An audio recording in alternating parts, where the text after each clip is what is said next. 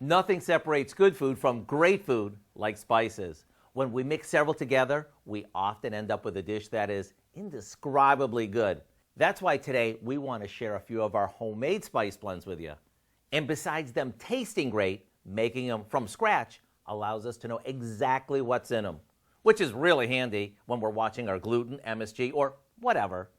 Sure, we can buy Italian seasoning, but we feel our homemade Tuscan spice blend, which is simply a combo of stuff you probably have right at home, is perfect whether you sprinkle it on chicken or fish.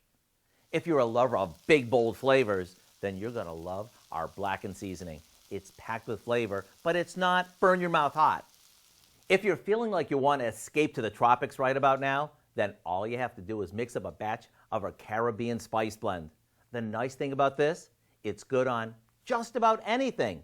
I like to dust it on shrimp and finish them off on a grill pan or saute them in a bit of butter. Either way, the taste of the islands comes out in every bite.